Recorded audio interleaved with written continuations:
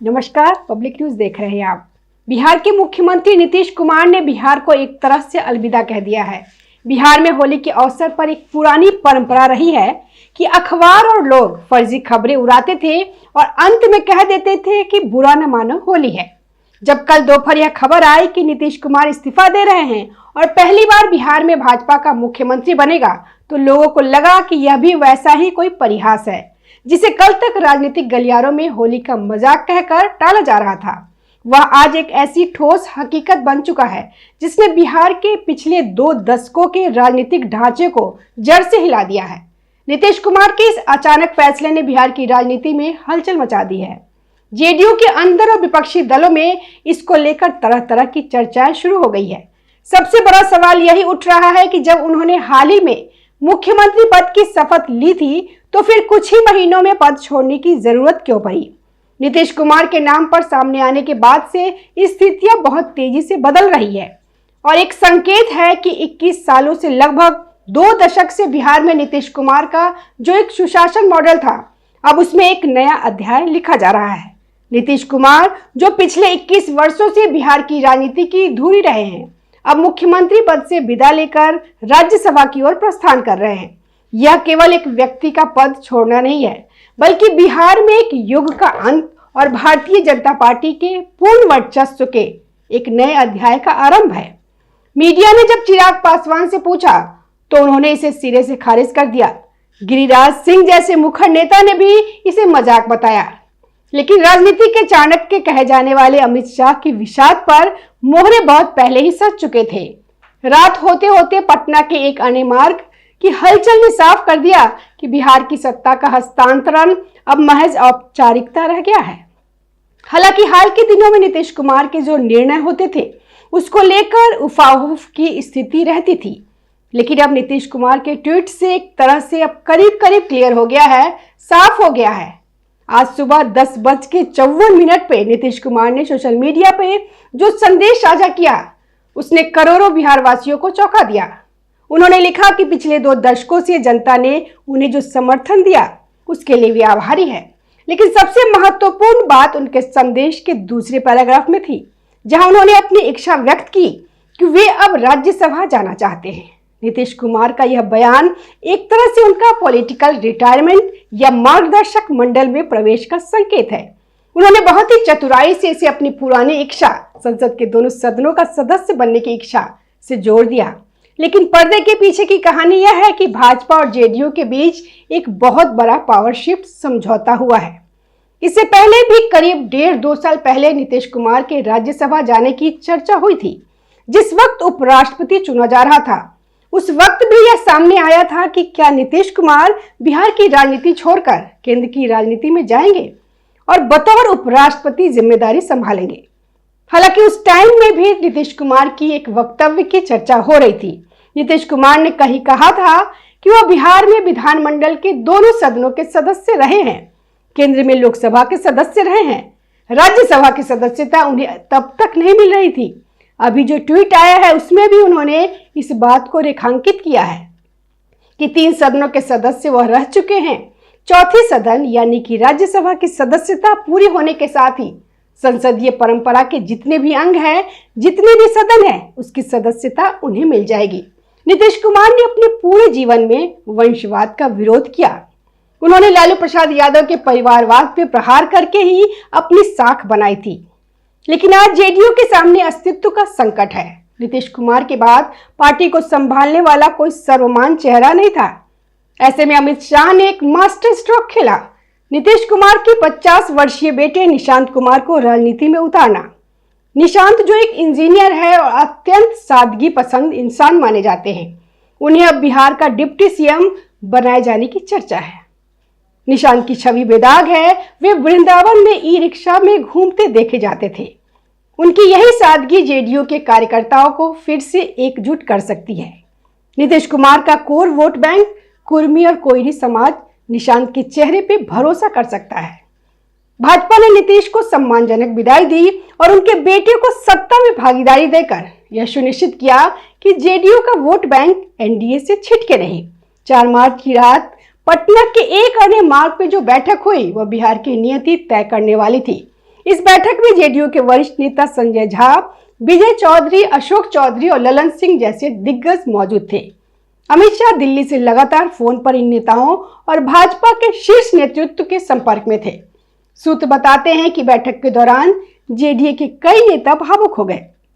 नीतीश कुमार के 21 साल के सफर को याद करते हुए माहौल गमगीन था, लेकिन अमित शाह का संदेश स्पष्ट था। 40 लोकसभा सीटों वाले बिहार में अब भाजपा को ड्राइविंग सीट पे आना होगा। रात के करीब 2 बजे नीतीश कुमार ने राज्यसभा के नामांकन पत्रों पर हस्ताक्षर किए। यह बिहार के इतिहास का सबसे शांतिपूर्ण लेकिन सबसे बड़ा तख्ता पलट था। अब सवाल यह है कि भाजपा का पहला मुख्यमंत्री कौन होगा। भाजपा इस बार किसी डार्क हॉर्स को सामने ला सकती है, लेकिन रेस में ये नाम सबसे आगे है। नित्यानंद राय वर्तमान में केंद्र में गृह राज्य मंत्री हैं और अमित शाह के सबसे भरोसेमंद सहयोगियों में से एक है। यदि भाजपा उन्हें मुख्यमंत्री बनाती है तो है लालू यादव और तेजस्वी यादव के यादव वोट बैंक पर सीधा हमला होगा। नित्यानंद राय एक मजबूत संगठनात्मक चेहरा है और बिहार भाजपा के अध्यक्ष रह चुके हैं। सम्राट चौधरी वर्तमान में डिप्टी सीएम है और कोयरी समाज से आते हैं। उनकी आक्रामकता और नीतीश सरकार में उनकी सक्रियता उन्हें एक प्रबल दावेदार बनाती है। वे पिछड़े और अति पिछड़ों के बीच भाजपा का बड़ा चेहरा बनकर उभरे हैं। वैश्य समाज से आने वाले दिलीप जायसवाल एक सौम्य और निर्विवाद नेता है। यदि भाजपा सवर्णों और अति पिछड़ों के बीच संतुलन बनाना चाहती है तो दिलीप जायसवाल एक कॉम्प्रोमाइज कैंडिडेट हो सकते हैं। बिहार में मुख्यमंत्री चुनना केवल प्रशासनिक निर्णय नहीं, बल्कि यह एक जटिल मैथमेटिक्स है। ईबीसी और ओबीसी बिहार की 63% आबादी इन 2 वर्गों से आती है। भाजपा कभी भी किसी सवर्ण, ब्राह्मण, भूमिया या राजपूत को मुख्यमंत्री बनाकर इस बड़े वोट बैंक को नाराज करने का जोखिम नहीं लेगी। दलित और महादलित, चिराग पासवान और जीतन राम मांझी जैसे सहयोगियों को साथ रखने के लिए भाजपा को एक ऐसा मुख्यमंत्री चाहिए जो समावेशी हो। सोशल जस्टिस का नैरेटिव, भाजपा अब राजद के सोशल जस्टिस के नारे को अपने सबका साथ सबका विकास से काटना चाहती है। इसलिए पिछड़ी जाति का मुख्यमंत्री बनाना भाजपा की मजबूरी भी है और रणनीति भी है। नीतीश कुमार के इस फैसले ने विपक्षी गठबंधन इंडिया अलायंस की कमर तोड़ दी है। तेजस्वी यादव जो खुद को नीतीश का उत्तराधिकारी मान रहे थे, अब अलग थलग पड़ गए। तेजस्वी यादव ने कोशिश की थी कि वे राज्यसभा की एक सीट जीत सके, लेकिन भाजपा और जेडीयू के इस नए गठजोड़ ने उनके सारे समीकरण बिगाड़ दिए। तेजस्वी की बौखलाहट साफ दिख रही है। तेजस्वी यादव ने नीतीश कुमार के राज्यसभा चुनाव के लिए हामी भरने के बाद बीजेपी पर हमला कर रहे हैं। तेजस्वी ने कहा कि बीजेपी नहीं चाहती है कि कोई ओबीसी अति पिछड़ा समाज का नेता मुख्यमंत्री हो। तेजस्वी ने आरोप लगाया कि बीजेपी ने सीएम को हाईजैक कर लिया है। उन्होंने कहा कि जनभावना परिवर्तन के खिलाफ है। तेजस्वी ने कहा कि बीजेपी अपने सहयोगियों को खा जाती है। वहीं उपेंद्र कुशवाहा की पार्टी आरएलएम का भाजपा में विलय होना यह दर्शाता है कि अब बिहार में छोटी दुकानों का समय खत्म हो गया है। अब मुकाबला सीधे भाजपा बनाम राजद होगा। पिछले कुछ महीनों से नीतीश कुमार के बयानों और उनके व्यवहार को लेकर कई सवाल उठ रहे थे। विधानसभा में उनकी कुछ टिप्पणियों और सार्वजनिक कार्यक्रमों में उनकी विस्मृति यानी भूलने की बीमारी को लेकर चर्चाएं आम थी। उनकी सेहत को लेकर पार्टी नेतृत्व चिंतित था। यही वजह है कि जेडीयू को इस मुद्दे पर बड़ा फैसला लेना पड़ा। बताया जा रहा है कि हाल के महीनों में मुख्यमंत्री के कई सार्वजनिक कार्यक्रमों के वीडियो सामने आए थे, जिसमें उनकी सेहत को लेकर सवाल उठने लगे थे। नीतीश कुमार की सेहत को लेकर विपक्ष पहले भी कई बार सवाल उठा चुका है। हाल के महीनों में उनकी सार्वजनिक मौजूदगी को लेकर भी चर्चा होती रही है। यह महसूस किया जा रहा था कि बिहार की नौकरशाही यानी कि ब्यूरोक्रेसी अब मुख्यमंत्री के नियंत्रण से बाहर हो रही है। भाजपा ने यह भांप लिया था कि यदि अभी बदलाव नहीं किया गया तो आने वाले चुनाव में नीतीश कुमार की गिरती साख का नुकसान एनडीए को उठाना पड़ सकता है।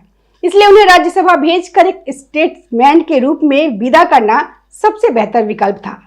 भाजपा का मुख्यमंत्री बनने का मतलब है बिहार में डबल इंजन की सरकार का सही मायनों में सक्रिय होना। निवेश और उद्योग, अब तक बिहार में उद्योगों की कमी के लिए नीतीश कुमार की समाजवादी सोच को जिम्मेदार माना जाता था। भाजपा के आने से राज्य में औद्योगिक निवेश और निजी क्षेत्रों के लिए दरवाजे खुलने की उम्मीद है। कानून व्यवस्था, भाजपा का मुख्य एजेंडा बिहार से अपराध और जंगल राज की छाया को पूरी तरह खत्म करना होगा। बिहार अब उस मोड़ पे खड़ा है जहां से पीछे मुड़कर देखना मुमकिन नहीं है। नीतीश कुमार ने पिछले 21 सालों में बिहार को एक नई पहचान दी थी, उसे बीमारू राज्य की श्रेणी से बाहर निकालने की कोशिश की। लेकिन अब बिहार को एक नई ऊर्जा और नई सोच की जरूरत है। अमित शाह की सर्जिकल स्ट्राइक ने यह साबित कर दिया है कि भाजपा अब छोटे भाई की भूमिका में नहीं रहना चाहती। निशांत कुमार के रूप में एक युवा चेहरा और भाजपा का अपना मुख्यमंत्री, यह फार्मूला बिहार के राजनीतिक भविष्य को तय करेगा। 40 लोकसभा सीटें दिल्ली का रास्ता तय करती है और अमित शाह ने उस बड़े रास्ते के सबसे बड़े कांटे को बहुत ही खूबसूरती से गुलाब में तब्दील कर दिया। नीतीश कुमार का मार्गदर्शक मंडल की ओर जाना और भाजपा का सिंहासन की ओर बढ़ना, यही आज के बिहार का सत्य है। 5 मार्च 2026 का दिन बिहार के कैलेंडर में एक ऐतिहासिक टर्निंग पॉइंट के रूप में दर्ज होगा। धन्यवाद। ताज़ा खबरों से जुड़े रहने के लिए हमारे चैनल को सब्सक्राइब करें और बेल आइकन को दबाना ना भूलें ताकि हर खबर की नोटिफिकेशन